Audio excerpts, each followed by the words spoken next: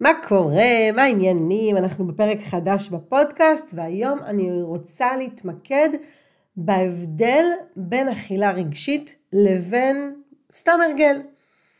אני מניחה שאת בטח מכירה את זה, יש את הרגע הזה שאת מוצאת את עצמך עומדת מול המקרר, או מול אריזה של עוגיות, ואת אוכלת, ולפעמים אפילו תוך כדי שאת אוכלת, את שואלת את עצמך, רגע, למה אני אוכלת את זה עכשיו? זה רעב אמיתי, אני אוכלת כי אני עצובה, אני אוכלת כי אני משועממת. הרי לימדו אותנו, ובדרך כלל ההנחיות, הן לחפש את הרגש, את הלמה אני אוכלת, ולחפש איזשהו משהו מאוד מאוד מאוד עמוק שעומד מאחורי הדבר הזה. ואפילו לא עולה בראש האופציה, שזה פשוט הרגל שנתקע לנו. ובלי קשר, אני רוצה גם להתמקד בפרק הזה בעוד משהו, והוא העניין הזה שהרבה פעמים אומרים לנו שאכילה רגשית היא משהו רע, היא משהו שצריך להפסיק. כאילו זה איזשהו הרגל מגונה, אבל אני כן רוצה לחדש בעניין הזה, שלא כל אכילה רגשית היא בעיה. ולהפך, לפעמים אפילו זאת הדרך הכי טבעית שלנו להתמודד עם רגשות. אז בפרק היום אני רוצה לעשות סדר. קודם כל, איך מבדילים בין אכילה רגשית לבין אכילה מתוך הרגל. נדבר גם על מתי זאת בכלל בעיה, ומה עושים אם זה באמת מפריע לנו. בקיצור, אם אי פעם הרגשת מבולבלת לגבי העניין הזה של אכילה רגשית, אז תישארי איתי, כי אנחנו הולכות לפרק את זה לגורמים, והכל הולך להיות לך הרבה יותר ברור. אז בואי נתחיל מליישר קו. מה זאת בכלל אכילה רגשית? הרבה נשים מדמיינות שמדובר רק באכילה מתוך עצב או סטרס או תסכול או איזשהו משהו שלילי, אבל האמת היא שכל אכילה שקשורה לרגש נחשבת אכילה רגשית, וזה כולל, סופרייז, גם רגשות חיוביים. נניח שאת יוצאת עם חברות למסעדה, את נהנית מהאווירה, צוחקת, נהנית מהאוכל, אוכלת פסטה ברוטב שמנת, ואוכלת מהרביולי של חברה שלך, ואוכלת מהסלט חלומי, כיף לך, טוב לך, נעים לך. זאת גם אכילה רגשית, אבל הרגש שעומד מאחוריה הוא רגש חיובי. בואי ניקח לדוגמה את המצב הכי קלאסי, בואי ניקח לדוגמה יום הולדת. לא משנה אם זה יום הולדת שלנו, של הילד שלנו, של מישהו קרוב אלינו. אנחנו נמצאות ביום הולדת, חוגגות יום הולדת ויש שוגה. ואנחנו יכולות לפעמים לאכול יותר מפרוסה אחת. כי אנחנו נהנות מהרגע, אנחנו נהנות מהאווירה, אנחנו נהנות מהטעם של ההוגה. זאת גם אכילה רגשית וזה בסדר גמור. אנחנו חוגגות ומציינות את השמחה של יום ההולדת, גם בין היתר דרך ההוגה. לא סתם יש על זה שיר, אין חגיגה בלי הוגה, זה סוג של אקסיומה כזאת. גם אותה אפשר להעמיד למבחן, אבל עדיין זה לא אומר שאם אני אוכלת הוגה ביום הולדת, אני אוכלת אכילה רגשית וזה דבר שלילי. אז למה אנחנו תמיד שומעות שהאכילה רגשית היא שלילית? כי לפעמים האכילה מגיעה ממקום אחר, ממקום לא נעים. נניח את חוזרת הביתה אחרי יום עבודה מתיש, את לא באמת רעבה, או אפילו לא עצרת לבדוק אם את באמת רעבה. חזרת הביתה, את רוצה שקט, את רוצה כאילו לכבות המוח, הידיים ישר נשלחות לאכול חטיף או לאכול שוקולד או לשתות קפה עם איזה חתיכת הוגה. את לא באמת, אפילו לפעמים לא באמת תואמת, לא באמת נהנית מהטעם. את פשוט אוכלת על אוטומט כדי לקבל איזושהי תחושה של נחמה, של רוגע, של שקט, של כל אחת ואיפה שזה יושב אצלה. וכאן נכנס ההבדל המשמעותי. כשאכילה רגשית גורמת לך להרגיש טוב, כשהיא מחוברת להנאה ולחוויה שהיא חוויה חברתית חיובית, זה בסדר גמור. אבל כשאת אוכלת כי את מנסה לברוח ממשהו, כשאת מרגישה שהאוכל הוא הדבר היחיד שמרגיע אותך, כשאת מסיימת לאכול ומרגישה תחושה של כבדות או תחושה של אשמה, זאת אומרת משהו או פיזי או רגשי, כאן זה כבר סימן שצריך לבדוק מה קורה. עכשיו, כאן נכנסת עוד נקודה חשובה. לפעמים אנחנו חושבות שאנחנו אוכלות מתוך רגש, אבל האמת היא שזה בכלל לא רגש, זה פשוט הרגל. הרגלים נוצרים כשאנחנו עושות משהו שוב ושוב ושוב ושוב, עד שהוא הופך לאוטומטי. למשל, אם התרגלת לסיים כל ארוחה עם משהו מתוק, לא כי את ממש רוצה משהו מתוק, אלא פשוט זה מה שאת רגילה לעשות. אז זה לא אכילה רגשית של אני חייבת מתוק בסוף האוכל, אני כמו איזה נרקומנית, כן, כי אכלתי פחמימה, ואחרי פחמימה ההסבר המדעי הוא שפחמימה הרי זה סוכר, וסוכר הוא ממכר, אז אני חייבת את המתוק, בלה בלה בלה בלה בלה בלה בלה. הכל נכון, סבבה, אבל בסוף זה פשוט עניין של הרגל. אם תמיד ב4 אחרי הצהריים את הולכת למטבח ומכינה לעצמך קפה ושתי עוגיות, אפילו בלי לחשוב אם את באמת רוצה את העוגיות או לא רוצה את העוגיות, או אם את רוצה את הקפה, לא רוצה את הקפה, זה לא נתון לשאלה בכלל. זה פשוט דבר שקורה. את לא מכורה לקפה, ואת לא חייבת את העוגיות, זה פשוט עניין של הרגל. אם כל פעם כשאת מתיישבת לראות טלוויזיה, נטפליקס, משהו, היד אוטומטית נשלחת לאכול איזשהו חטיף, אם את חייבת לראות טלוויזיה עם משהו, אז זה מן הסתם לא קט רעבה, אבל זה לא חייב להיות אכילה רגשית. פשוט ככה את רגילה לראות טלוויזיה, זה עניין של הרגל. לא צריך להכניס משמעויות דרמטיות, עמוקות, כל כך הרות גורל וכל כך כאלה כבדות, איפה שאין. לפעמים זה פשוט הרגל. זה הרגל שאולי משרת אותך, אולי כבר לא משרת אותך, לא משנה, את זה אפשר לבחון, אבל זה הרגל. אז איך נבדיל בין הרגל לרגש? כשאת רוצה להבדיל בין הרגל לרגש, את יכולה לשאול את עצמך 3 שאלות. שאלה ראשונה, האם זה קורה לי באותם זמנים קבועים, בלי קשר למצב הרגשי שלי? כי אם למשל אני רגילה לשתות קפה עם 3 עוגיות, כל יום כשאני חוזרת הביתה מהעבודה בשעה 5. אז זה לא משנה אם חזרתי מהעבודה כשאני עצבנית, כשאני רגועה, כשאני בלחץ לעשות עוד דברים, כשהיה לי יום טוב, כשהיה לי יום פחות טוב, כשהייתי ביום חופש. לא משנה מה, אני את הקפה שלי עם 2-3 עוגיות אשתה כל יום בשעה 5. אוקיי? אז ברגע שזה קורה לי כל יום בשעה קבועה, זה לא רגשי, זה לא בהכרח רגשי, זה יותר סביר להניח שזה הרגל. שאלה שנייה, אם הייתי מחליפה את האוכל במשהו אחר, נניח כוס תה או איזשהו נשנוש אחר, האם זה היה מרגיש לי אותו דבר? כשאת שואלת את עצמך את השאלה הזאת, את בודקת בעצם האם, בואי נקרא לזה, את מתאבססת על שוקולד, או האם זה יכול להיות גם ביסלי גריל. אני בכוונה נותנת את הדוגמה הזאת ולא שוקולד לעומת תמר. כי אם אני רוצה שוקולד ומישהו יגיד לי תאכלי תמר, הוא יקבל ממני כאפה. שוקולד ותמר זה לא אותו דבר. אוקיי? בואו נשים את זה על השולחן. שוקולד זה שוקולד, תמר זה תמר, כל אחד מהם הוא סבבה בפני עצמו, אף אחד מהם הוא לא תחליף לשני. בסדר? אז אם אני, נגיד, בא לי משהו, ואני רגילה לשתות, אם אני ממשיכה בדוגמה של הכוס קפה עם 2-3 עוגיות. אז אם במקום זה אני יכולה לאכול משהו אחר, זה הרגל, כי אני חייבת לאכול משהו באותו זמן. לא אכפת לי מה, אבל אני צריכה שיהיה משהו. יש לי חור שאני צריכה למלא. ושאלה אחרונה, האם זה קורה יותר מתוך אוטומט, מאשר זה קורה מתוך חשק אמיתי? זאת אומרת, אני שותה קפה בבוקר, לא כי אני חייבת את הקפה, אלא כי זה אוטומט. אני לוקחת מתוק אחרי האוכל, לא כי אני חייבת מתוק אחרי האוכל, אפילו לא עצרתי לבדוק, דיברנו על זה קודם, אלא כי אני פשוט עושה את זה, זה פשוט אוטומט. אם ענית כן לשאלות האלה, מדובר בהרגל. אז כמו שהבנו, לא כל אכילה רגשית היא בעיה, לפעמים היא פשוט חלק מהחוויה האנושית, מההוויה האנושית, בעצם זה שאנחנו בנות אדם. זה חלק מהתרבות שלנו, חלק מהמשפחה שלנו, חלק מהזיכרונות שלנו, אבל יש נקודות מסוימות שבהן אכילה רגשית יכולה להפוך למשהו שמפריע לנו, וממש לא בגלל שהאוכל עצמו הוא במרכאות אסור או לא בריא, אלא כי הוא כבר לא באמת נותן לנו את מה שאנחנו צריכות. בואי נבחן כמה דוגמאות כדי להמחיש את העניין הזה. בואי ניקח לדוגמה אכילה מתוך דחף או מתוך תחושת חוסר שליטה. הרבה מהאנשים מרגישות שיש להן דחף לאכול משהו, או מתלוננות על חוסר שליטה, או מרגישות שהאכילה שלהן לא בשליטה. השליטה זה אישיו מאוד מאוד מאוד חזק כשזה מגיע לאכילה. אבל תחשבי רגע על רגע שבו ממש היית חייבת לאכול משהו. זה לא היה בא לך, לא בא לי משהו, אלא זה היה ממש אני חייבת את זה עכשיו, סימן קריאה. זה יכול להיות שוקולד, גלידה, חטיף מלוח, לא משנה מה. העיקר שזה ייכנס לפה ומהר. הדחף הזה לאכול משהו, לא משנה מה, הוא סימן שמשהו בפנים לוחץ עלייך, ושהאוכל הפך להיות הדרך שלך להרגיע את התחושה הזאת. למשל, את יושבת בערב אחרי יום עמוס, ואת פשוט לא יכולה להפסיק לחשוב על חטיף. חטיף כלשהו שאת יודעת שיש לך בארון. זה מרגיש ממש כמו צורך פיזי לאכול את החטיף הזה, את פשוט חייבת אותו. את ממש מרגישה שמשהו משתלט עלייך ואת חייבת לאכול את הדבר הזה.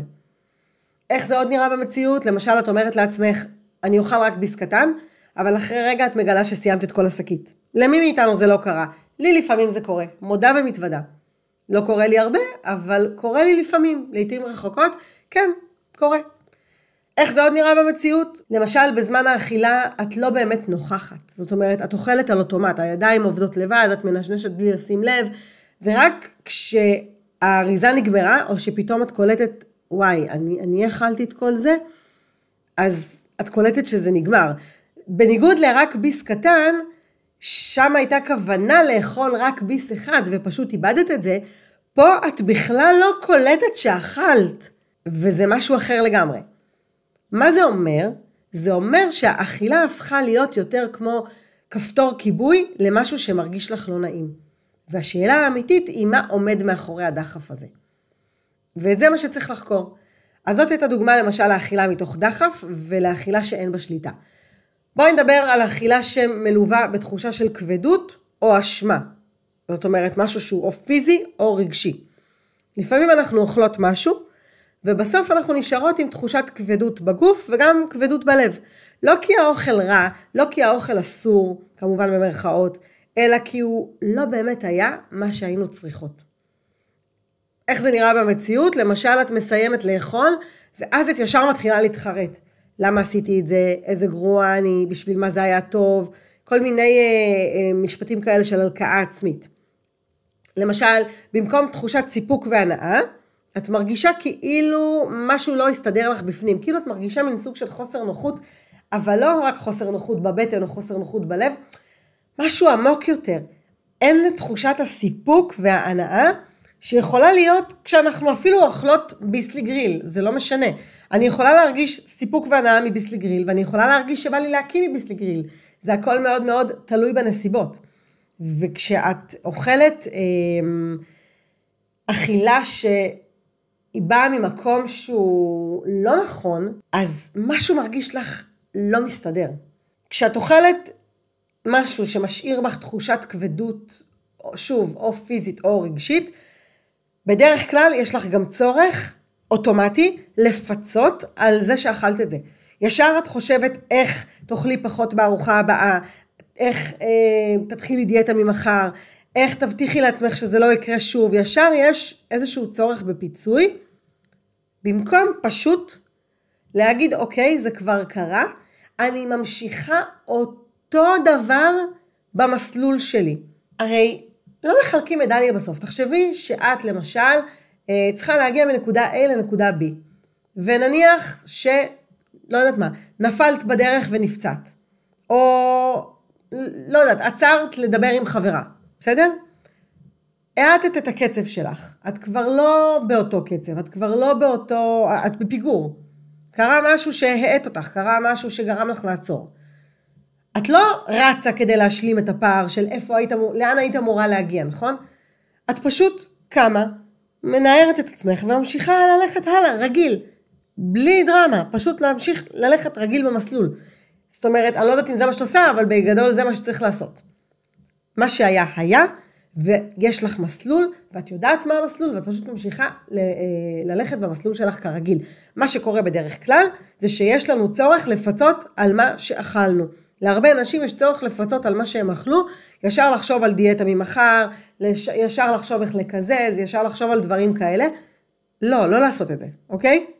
כשהאכילה מלווה באשמה, זה בדרך כלל סימן לזה שהאוכל הפך להיות פתרון זמני, למשהו הרבה יותר עמוק.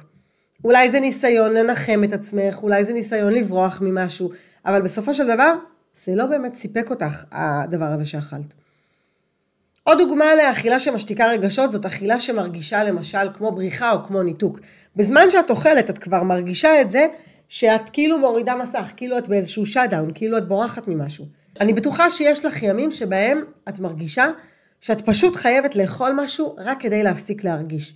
למשל בתחילת המלחמה, זה משהו שהוא היה מאוד מאוד מאוד נפוץ, כי באמת חווינו משהו שעדיין אנחנו חוות אותו, זה נכון, אבל הוא היה סוג של שוק, סוג של הלם, סוג של לא ידענו מה לעשות עם עצמנו, ופשוט הרבה פעמים נשים, ולא רק נשים, גברים, ילדים, כולם, פשוט אכלו.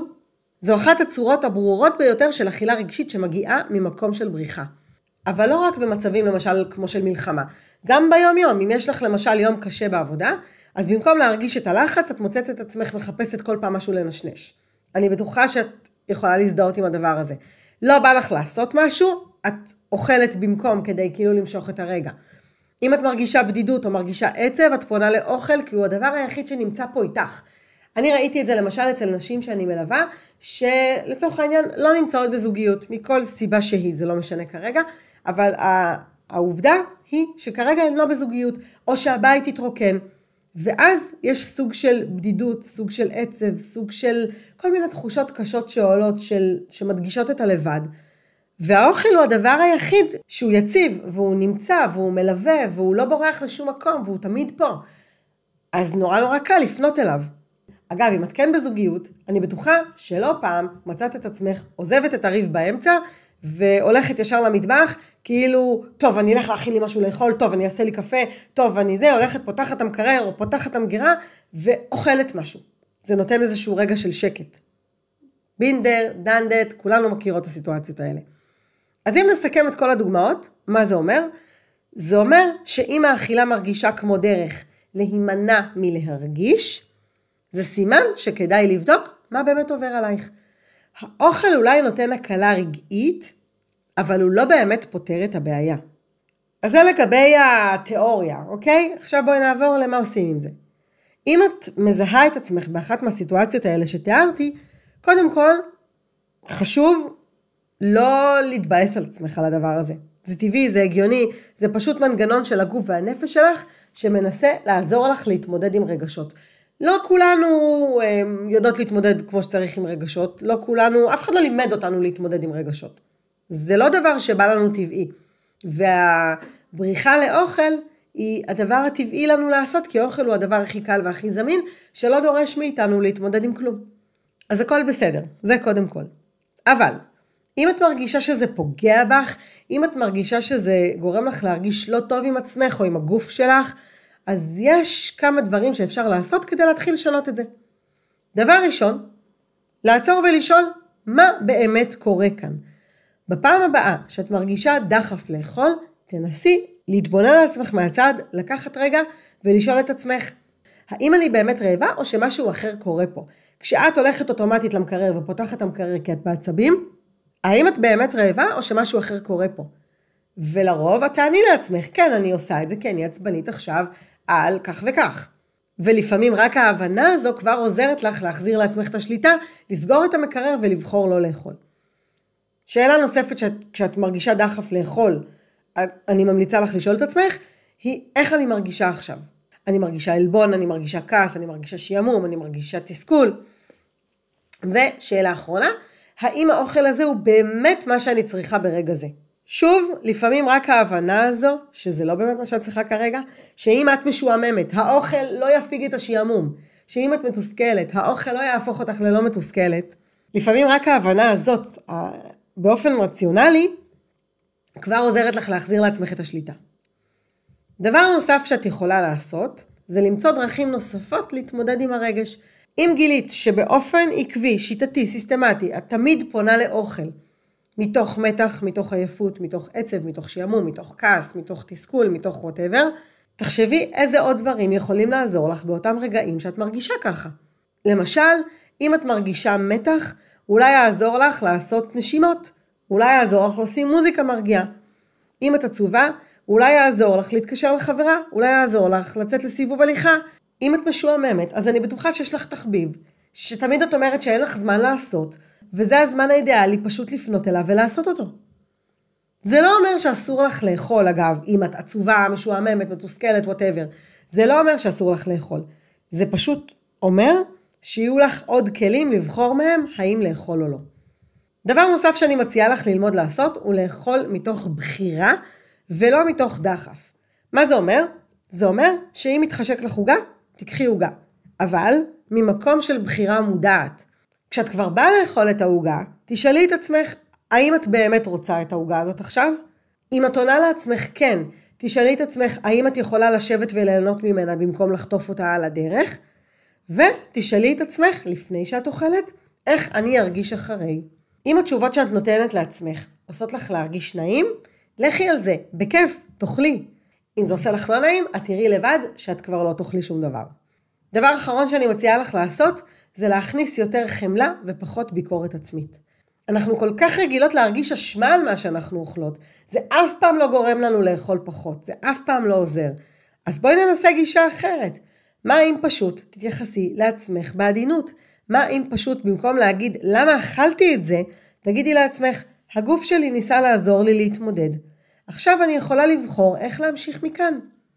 ככל שתהיי יותר רכה עם עצמך, ככה יהיה לך יותר קל להקשיב לגוף שלך ולהקשיב לצרכים האמיתיים שלך, וככה יהיה לך יותר קל לבחור אחרת בפעם הבאה, והפעם הבאה היא הרבה יותר קרובה ממה שנדמה לך, אני בטוחה שאת גם יודעת את זה. תהיי רכה עם עצמך, תהיי בחמלה, לא ממקום שלא רוצה להיות בתהליך, אלא ממקום שמבין איך תהליך עובד. אז עד כאן בעניין הזה של אכילה רגשית לעומת הרגלים ואיך מבדילים ביניהם. אם נסכם, אז אני רוצה שתצאי מכאן עם התובנה שלא כל אכילה רגשית היא בעיה. לא משנה באיזה רגש מדובר, רגש so called שלילי או רגש so called חיובי. לא משנה מה, אכילה רגשית היא לא תמיד בעיה. לפעמים היא פתרון, לפעמים היא דרך התמודדות, ולא כל אכילה רגשית צריך לפתור, לא תמיד חייב לרוץ לטפל, לא כל דבר הוא כזה דרמטי, אז צריך לזכור את זה. לפעמים מדובר פשוט בהרגל, ולפעמים מדובר ברגע שצריך פשוט הקשבה. לא חייב לחפור יותר מדי לעומק, אבל, וזה אבל חשוב, אם האכילה גורמת לך להרגיש רע, זה סימן שכדאי לבדוק מה עומד מאחוריה. פה נכנס הטיפול באכילה רגשית.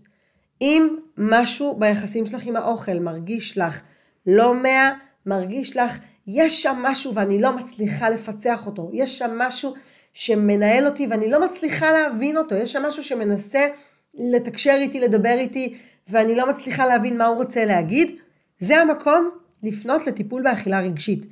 לא לשום שיטת תזונה, את לא צריכה שינוי תזונה, כי אם הבעיה היא רגש, אם אכילה גורמת לך להרגיש רגשות קשים, אז צריך לטפל ברגשות הקשים האלה, ופה נכנס הטיפול באכילה רגשית, והכי חשוב, אפשר לשנות את כל הדברים שאמרתי עד עכשיו, אפשר לשנות הרגלים, אפשר לטפל באכילה רגשית, אפשר להתבונן על המצב, לא משנה מה את בוחרת לעשות, איפה מבחינת מוכנות את נמצאת כרגע, אפשר לעשות את כל זה בלי ביקורת עצמית, ממקום אמפתי, ממקום שמאמין בחמלה, מקום שקשוב לצרכים שלך כרגע, וגם מקום שקשוב למגבלות שלך כרגע לטפל בעניין הזה.